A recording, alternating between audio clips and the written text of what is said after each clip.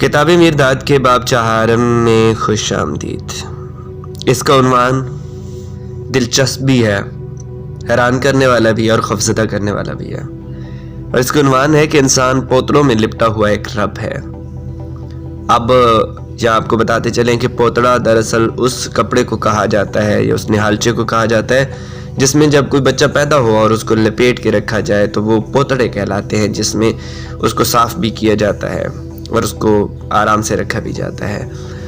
اس سے مراد، اس پوتڑے سے مراد جو ہے مجازی، اگر اس کے معنی دیکھتے ہیں تو اس سے مراد حجاب ہے، پردہ ہے، وہ پردہ جو انسانی آنکھ کے سامنے ہے، جو انسان کو نظر نہیں آ رہا، چاہے وہ آپ اس کو سرائکی میں سمجھیں تو یہ کہیں بوچھنا میں تو یار نہ کھسوے، کہ وہ بوچھنا، وہ چادر، وہ حجاب جو درمیان میں آتا ہے اور انسان کو اور اس کے یار کو درمیان میں سے الگ کر کے دکھا دیتا ہے، اور اس کو وہ چیزیں جو دکھائی دینا ہوتی ہیں وہ نظر نہیں آ رہی ہوتی۔ کہتے ہیں انسان پوتڑوں میں لپٹا ہوا ایک رب ہے، زماں ایک پوتڑا ہے، مکان ایک پوتڑا ہے، گوشت ایک پوتڑا ہے۔ اس طرح سبھی یعنی حواس، جتنے بھی حواس خمسہ ہیں، 5 حواس خمسہ اور ان کے ذریعے محسوس کی جانے والی اشیاء پوتڑے ہیں۔ ماں بخوبی جانتی ہے کہ پوتڑے بچے نہیں ہوتے، مگر بچے کو اس کا علم نہیں ہے۔ انسان کو ابھی اپنے حجاب کا ضرورت سے زیادہ احساس ہے، جو روز بروز عمر کے ساتھ ساتھ بدلتے رہتے ہیں، لہٰذا اس کا شعور بھی ہمیشہ بدلتا رہتا ہے۔ اسی طرح اس کا کلمہ جو اس کے شعور کا اظہار ہے، معنی کے لحاظ سے کبھی واضح اور صاف نہیں ہوتا، لہٰذا اس کی سمجھ دھندلا ہی رہتی ہے اور اس کی انسانی زندگی کا توازن بگڑا رہتا ہے۔ یہ تشویش میں سے پہلو الجھن ہے، اور اسی لیے انسان امداد کے لیے التجا کرتا ہے۔ اس کی درد بھری چیخیں ازل سے گونج رہی ہیں، ہوا اس کی آہوزاری سے بوجھل ہے، سمندر اس کے آنسوؤں سے کھارا ہے،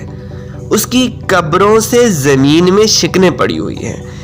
اس کی دعاؤں نے آسمان کے کان بہرے کر دیے ہیں۔ یہ سب اس لیے ہے کہ اس کو ابھی اپنی میں کے معنوں کا علم نہیں ہوا، جو اس کے مطابق پوتڑے بھی ہیں اور ان پوتڑوں میں لپٹا ہوا بچہ بھی۔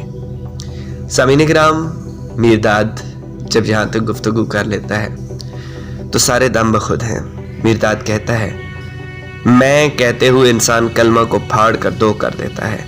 ایک طرف اس کے پوتڑے، دوسری طرف مالک کے کل کی لافانی ذات۔ کیا انسان اصل میں غیر منقسم کو تقسیم کرتا ہے؟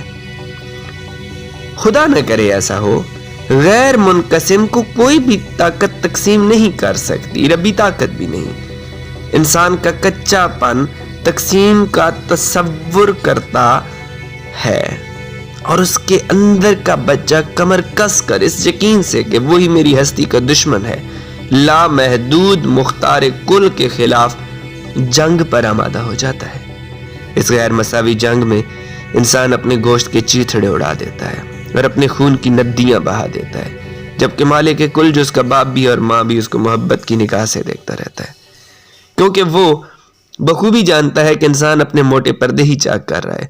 اور اپنی نفرت کی کڑواہٹ انڈیل رہا ہے جو اس ذات واحد کے ملاپ سے اس کو روکے ہوئے ہے۔ یہ ہے انسان کا مقدر، لڑنا، لہو لہان ہونا اور ہوش گنوانا، اور آخر کار آنکھیں کھلنے پر اپنی میں کی دراڑ اپنے ہی گوشت سے بھرنا اور اپنے ہی خون سے اس کے جوڑ پکے کرنا۔ اس لیے درویش بھائیو، تمہیں خبردار کر دیا گیا ہے، بڑی دانائی سے آگاہ کر دیا گیا ہے، تاکہ تم میں کے استعمال سے گریز کرو، کیونکہ جتنا عرصہ میں سے تمہارا مطلب تمہارے پوتڑے سے صرف بچہ نہیں، جتنا عرصہ وہ تمہاری کٹھالی کی بجائے جھرنا ہی بنی رہے گی، ٹھیک اتنا عرصہ تم جھرتی ہوئی خود پسندی کی صورت بنے رہو گے، اور تم فقط موت